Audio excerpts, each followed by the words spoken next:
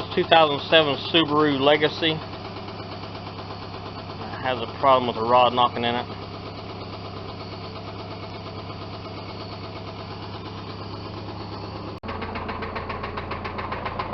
Nice.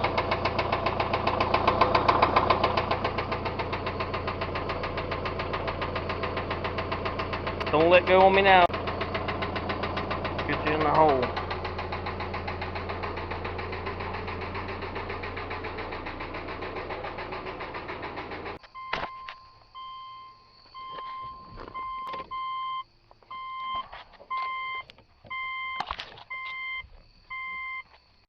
One of the first things that needs done is to recover the refrigerant out of the air conditioning system before proceeding. The low pressure line is just too rigid to flex the air conditioning compressor out of the way.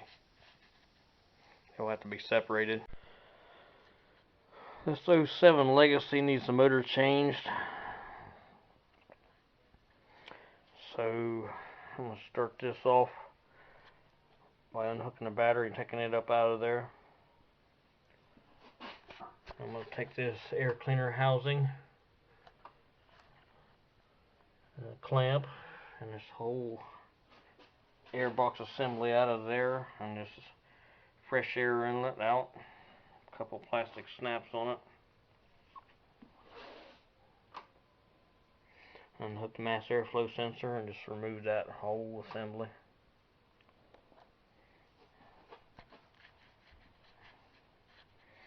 And get a better look at what's happening down here. It's just a reference where everything goes. Inspection plug missing all the timing cover. Oxygen sensor plug-ins. Power steering pressure sensor plug-in. Alternator wires. Engine sensors. Bracket.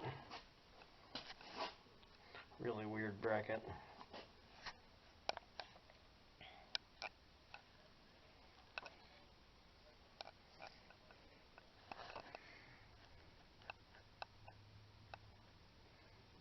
Loose bolt.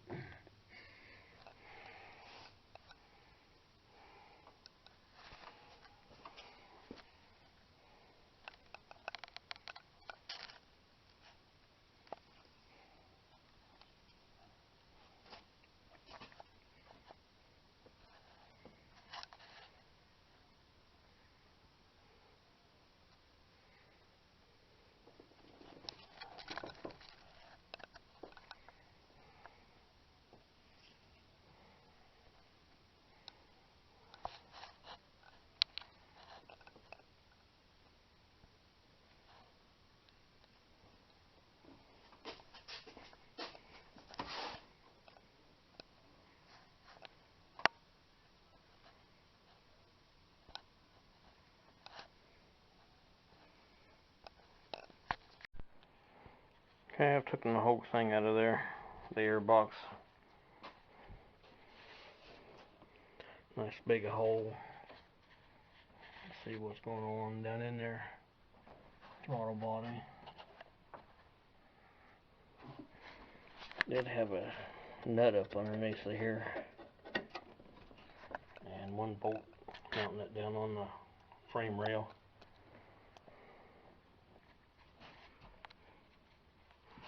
And hook these vent tubes off of the head covers or the air cleaner. And this contraption here is pushed into the air cleaner housing and latched to it.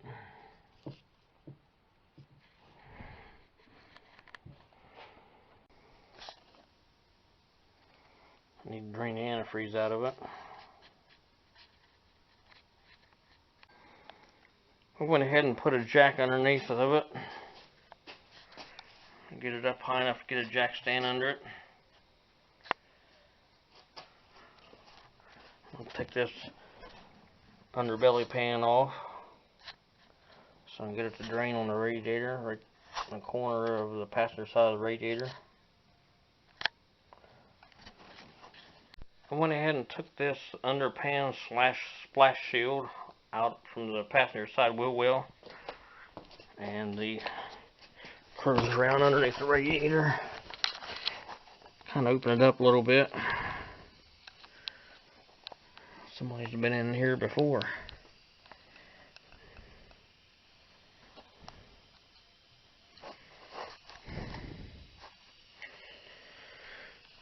I'm going to go ahead and take the two 10mm out of this heat shield that's fastened to the radiator area. This is the drain. And I'm going to go ahead and loosen the transmission line clamps, for an automatic anyway.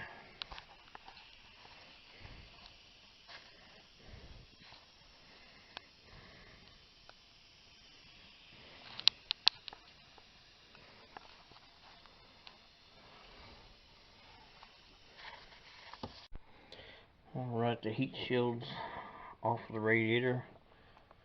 Move the transmission line clamps back. I'm just leaving them hooked up till I get a drain pan for them. They'll leak the transmission fluid onto the ground. I've got the radiator cap off up there. I'm going to go ahead and take a screwdriver and loosen this drain. Set a drain bucket under it.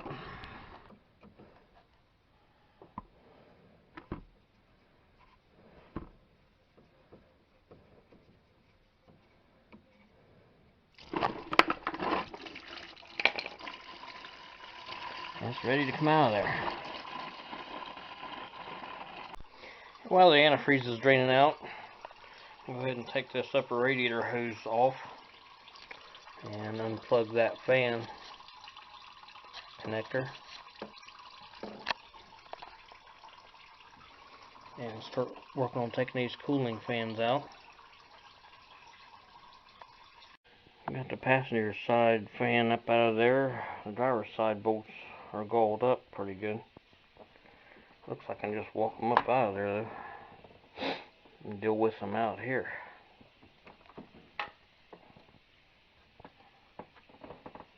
I'll go ahead and take this hold down loose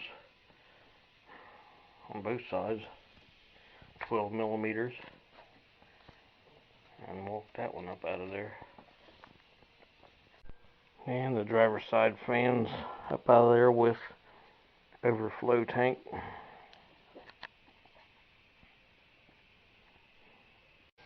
These fan plug-in connectors just kind of got to lift up on the side of them, lift the latch up, get them off of this hook on the side. Just a little radiator hoses. I'm going to drain those transmission lines. Antifreeze is about stopped draining. Well, this radiator looks like it has been replaced, but it looks like it's taken a beating too. Transmission lines are twisted on it.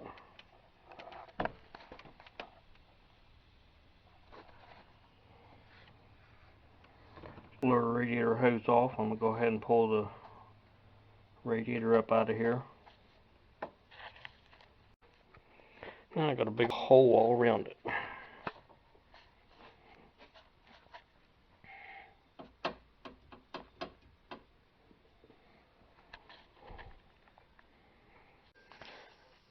Now that some of the extremities are out of the way, the radiator and air box, I'll go ahead and I'll start unplugging stuff. Start about anywhere. Plug the air conditioner, power steering pump, both oxygen sensors. The connectors are different, so you can't mix those up. Let's see, that's free. The engine harness. Push that down, lift the handle up.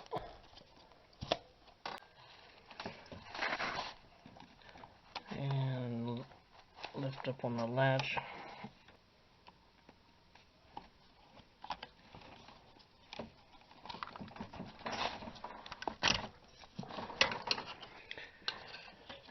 That's free.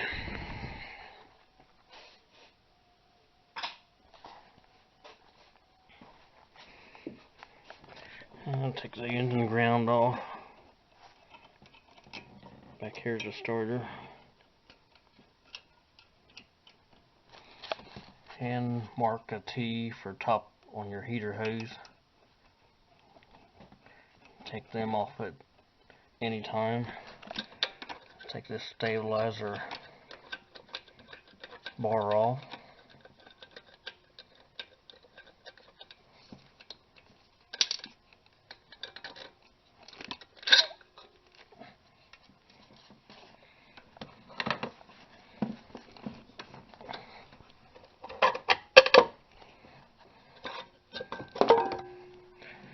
Mark the fat part to go to the back.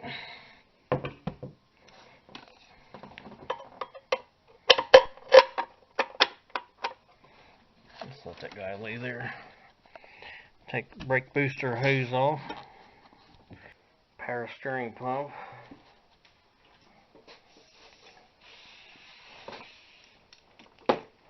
With bracket. Loosen this lock nut. I've put covers on the fenders so it won't tear up the paint job.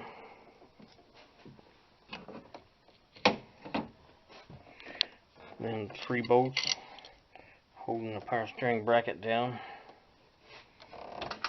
One down the back, it was already loose. 2 in the front.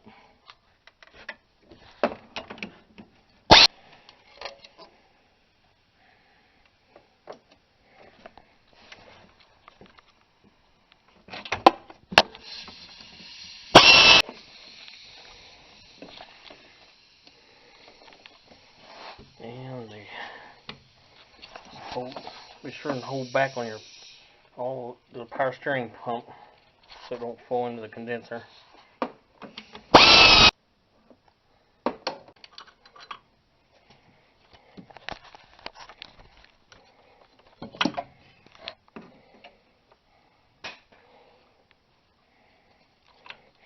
That's a combination alternator bolt.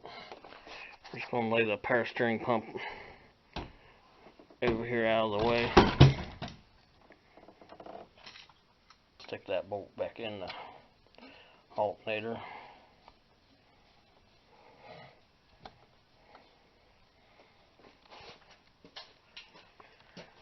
And go ahead and take the bolt out of the alternator.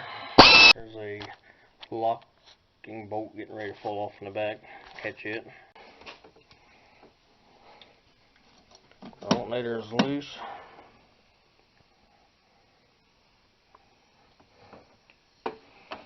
Zap this tension off of that.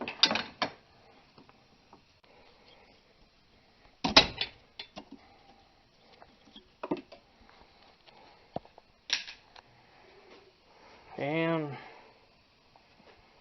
I'm going to go ahead and pull the alternator off and fish it underneath this stuff. Put it in the battery tray. Okay, the alternator is back in the battery tray. The air conditioner is unplugged. Take this piece of dipstick out. Throw it away. Take the air conditioner bracket off. Put the washers underneath there.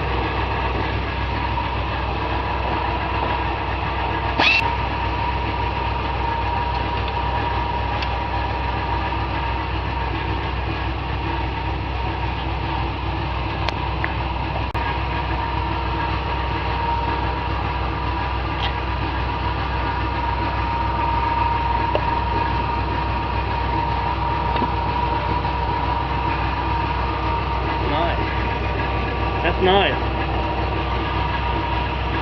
More broken off aluminum.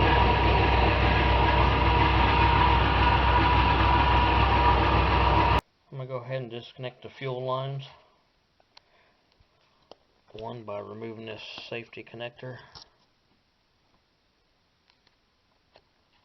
And wrap some shop towels around it. And the return line clamp.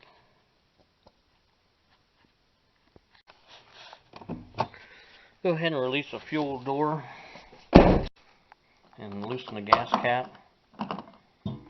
So leave it loose. Compress these plastic ears together. Wrap a nice thick shop towel around this and pull the line back. I've already slid the clamp back on this lower return line.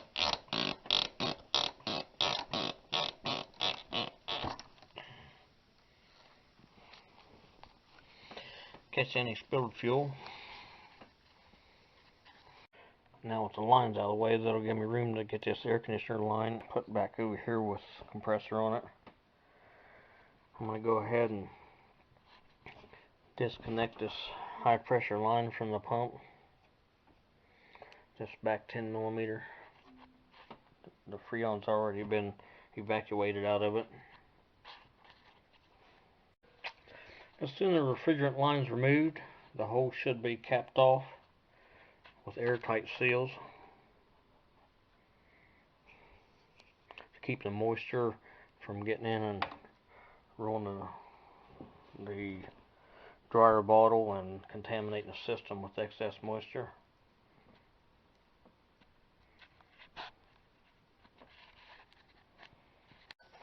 Yeah, I found a nice hole over here in the corner. Some shop towels around it to keep it from hitting the paint.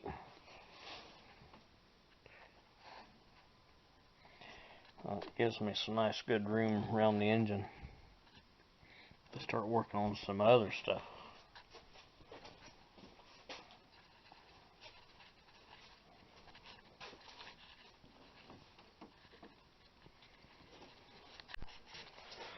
I'm going to go ahead and take the one nut off the bottom and the other 3 bolts out of this passenger side of the bell housing.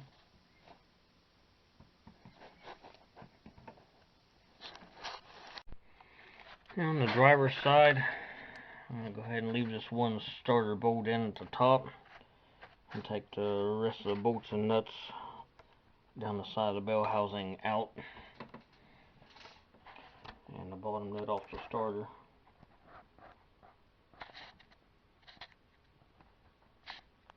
I still left the heater hoses stuck together so I don't have to crawl around the antifreeze, any that may come out of it, till last.